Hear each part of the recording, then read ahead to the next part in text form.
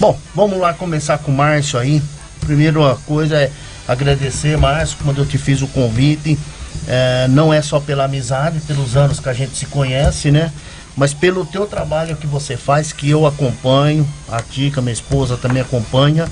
E é o que você acabou de falar e me pegou até meio de surpresa, né? Porque eu achei que o conselho era mais explorado, mas tinha que ter mais informação do conselho, né? Infelizmente você... É uma realidade. É aquela situação assim como de qualquer serviço, quando nós erramos, nós somos manchete, mas quando nos acertamos, ninguém comenta. É um lado que faz parte do sistema social que a gente vive, infelizmente, de que não valorizar determinados trabalhos. O Conselho Tutelar existe há mais de 30 anos, aqui em Araraquara e no Brasil, é uma lei nacional, né? E o que nós aprendemos dentro do Conselho é que nós somos flecha. Quando a criança sofre algum tipo de violação, seja ela do ponto de vista mínimo ou máximo possível, o Conselho é o primeiro a chegar. Nós chegamos às vezes antes que a ambulância, chegamos antes que a polícia. A pessoa, quando pensa em criança tutelar sofrendo alguma coisa, você, ouvinte, quando você vê uma criança pedindo, muito comum em Araraquara, vendendo bala no semáforo, primeiro serviço que você pensa, vou ligar para o Conselho. E é isso que tem que fazer. Porque se a criança está sofrendo violação que eu falo violação de direito, quando ela tem usurpado algo que ela tem direito, qual o direito de uma criança? Brincar, estudar. Só que infelizmente, e Araraquara não foge da realidade do mundo. Há muitas violações acontecendo. Muitas violações. Quando o Bruno traz a questão esportiva, não há como pensar na questão trágica que foi o alojamento do Flamengo, uma coisa totalmente absurda para um país como o nosso, jovens morrerem queimados mediante e para um dos maiores times do país que a gente está falando. Ainda que eu posso dizer que, com todo respeito ao trabalho da Ferroviária, quando eu vejo o hotel que os meninos estão alojados aqui, eu fico feliz, mediante algumas coisas que a gente vê no interior aí. Como você bem disse, Ronaldo, eu sou cria do Sr. Clemente. Sou professor de Educação Física, eu estou conselheiro tutelar, e quando você me fez o convite, me fez fazer um retrospecto muito grande de como, infelizmente, nós está terminando essa geração. Eu, Márcio Servino, pontuo que hoje você e o Maô são as últimas duas referências de trabalho voluntário no esporte de Araraquara. O que existe hoje, assim como em qualquer área, um interesse financeiro na parte esportiva, que é normal, todos têm que ganhar, existe um mercado para isso, mas naquela questão de zelo e cuidado com a criança, como seu Armando Clemente, o Tota, outro que faleceu recentemente, me ajuda? O Zé Lemão, pessoas abnegadas que viviam aí passando chapéu para ajudar a montar seus projetos, o Colorado e o Atlas, que fazem parte da história do esporte de Araraquara, e não só do esporte, de cuidar de crianças. Porque nós temos muitos jogadores hoje de renome, como o Careca e outros que podemos citar, que passaram por projetos sociais do seu Armando e do Zé Lemão. Então, ou seja, o Conselho ele é um órgão de proteção de toda e qualquer criança, só salientando, Conselho Tutelar não é um serviço de criança pobre, é de toda e qualquer criança, da que mora no condomínio mais caro, a que mora na nossa periferia, em qualquer canto da cidade. Então daqui a pouco nós vamos fazer essa pergunta. Primeira, eu queria assim, qual é a função do Conselho Tutelar? O que é o Conselho Tutelar? O Conselho tem várias atribuições. Muitas pessoas deturpam, e o que a gente tem alguns paradigmas para ser quebrado, todo mundo está acostumado. E o que eu peço é que você, pai e mãe que está ouvindo o Esportíssimo, para com esse negócio, quando a criança faz arte, eu vou chamar o Conselho Tutelar para levar você embora. Conselho Tutelar não tira a criança, Conselho Tutelar protege, acolhe. É claro que se esse pai for violento ou agressivo, ele pode ser retirado à sua guarda por um tempo provisório até que as autoridades façam. De forma bem clara, o Conselho, ele requisita serviços, Ronaldo, ouvintes da Rádio Morada. Por exemplo, Bruno, se a criança precisa de um determinado tratamento médico e esse tratamento demora na rede, o que é muito comum, pelo Conselho, essa mãe, esse pai, consegue de forma mais célere, mediante uma requisição nossa, esse atendimento médico. Somente atendimentos psicológicos, drogadição, que é um problemaço aqui, a gente vai falar depois aqui em Araraquara, sim. Molecada usando droga muito precocemente, e aí os pais não sabem o que fazer. O Conselho é essa porta de entrada. O Conselho nós temos como...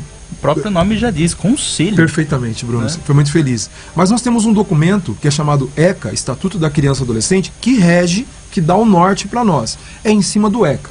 O conselheiro, ele não tem o papel, obviamente, de julgar se você é um bom ou mau pai ou mãe, mas ele pode muito bem avaliar a sua conduta. E se você estiver cometendo alguma violação, seja o genitor ou alguém de fora, o conselho tem a obrigação de colocar essa criança em proteção, seja o lugar que for necessário, e requisitar os serviços pertinentes quando necessário. Um exemplo prático: a criança foi encontrada sozinha na rua. O conselho acolhe provisoriamente até que nós possamos localizar os responsáveis e não pegar e entregar e perguntar para esse responsável por que essa criança estava sozinha ali. Por que essa criança veio na facira e está aqui 11 horas da noite com um simulacro, como eu encontrei na última feira uma criança de 15 anos com um revólver de brinquedo. Eu estava trabalhando lá e confirmo isso. Aí, tá vendo? Se a gente tivesse combinado, não daria tão certo, Bruno. E eu tenho esse simulacro guardado até hoje. E a hora que o menino me fala assim, eu tô com medo do traficante que eu peguei a droga, que ele me faz alguma coisa, então é uma forma dele, entre aspas, achar que se protegeria. E uma criança de 11 anos, moradora, eu não vou citar bairros que eu não gosto também dessa situação, mas uma situação de vulnerabilidade que muito nos assusta. Porque Araraquara deixou de ser aquela cidade pequena do interior, onde muitas violações acontecem. Nós somos em 10 conselheiros divididos em 2 partes aqui na cidade. E a demanda para cada conselheiro hoje, eu posso afirmar que é para mais de 200 casos, cada um de nós. Fazendo uma... Não. 200 casos que são atendidos e acompanhados pelo conselheiro tutelar. Entendi.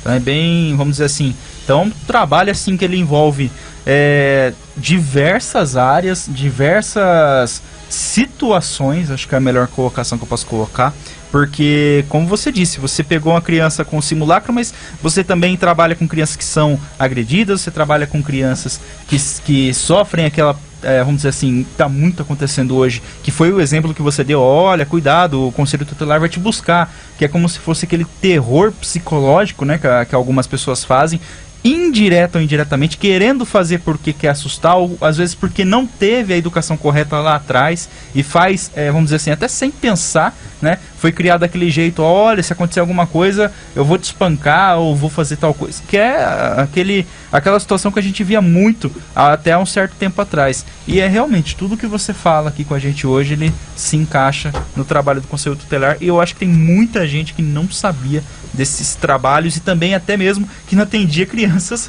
vamos dizer assim, de maior capital, né? Porque dá aquela impressão para quem é de fora, não, só atende crianças em situação de vulnerabilidade. Não, atende todo e qualquer tipo de criança. Essa explicação foi muito bem feita aí da sua parte. Bruno, a gente tem que pontuar que existem órgãos específicos de proteção para cada público. Por exemplo, se a gente pensar nas mulheres, o índice de violência hoje é impressionante, mas não sei quantas mulheres são agredidas a cada segundo no Brasil. Outro tipo de violação. Mas sabe o que é triste? Que isso também é pior para as crianças, Ronaldo. Um dado, e eu tenho que trabalhar em cima de dados, não obviamente em cima de achismos ou pontos de vista. Sim. Em 2021, 35 crianças foram abusadas sexualmente em Araraquara.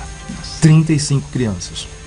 O que as pessoas têm que entender? 90% dos suspeitos eram parentes, pessoas próximas da vítima.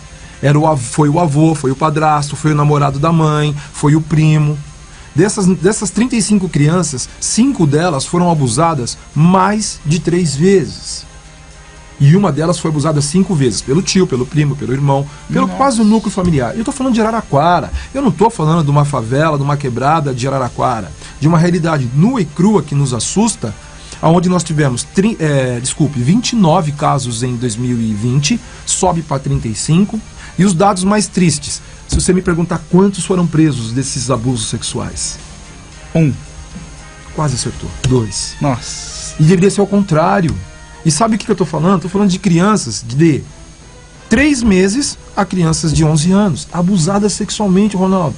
Aquela criança que tinha o seu cerne e a sua pureza jamais violada, e que homens doentes e mulheres, que também não vamos condenar os homens não, nós temos casos de mulheres que abusaram meninos aqui em Araraquara. Então, umas coisas que não vêm, que não aparecem, obviamente, porque nós tivemos que mudar algumas situações, com todo respeito à mídia jornalística, de uma estratégia do Conselho para não expor tanto a criança e prejudicar o trabalho de investigação e não expor a criança de certa forma. Hoje, os boletins de ocorrência que envolvem crianças e adolescentes, eles não são liberados. O pessoal do Jornal da Manhã não gostou nem um pouquinho dessa atitude nossa. Não que eles cometessem esse erro, mas aconteceram casos em Araraquara, de alguns sites a qual eu tenho uma opinião bastante... Não só você. O que acontece? Nós não tínhamos recebido a denúncia e o site estava anunciando que a criança tinha sido abusada.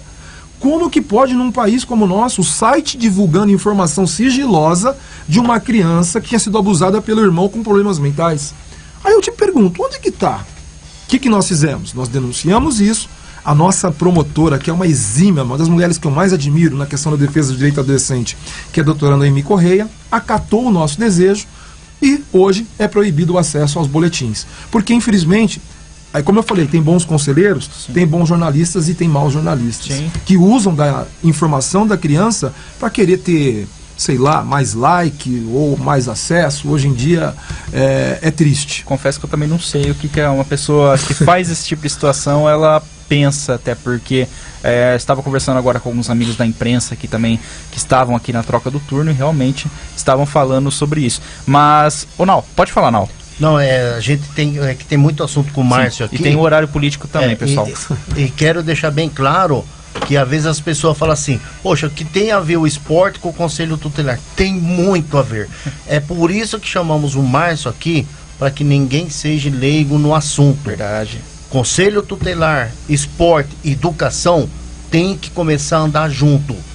Eu não vou conseguir em todo lugar, mas em Araraquara vamos conseguir sim. Nós vamos lançar um projeto, quero convidar o Márcio, vamos fazer uma coisa bem diferente aqui.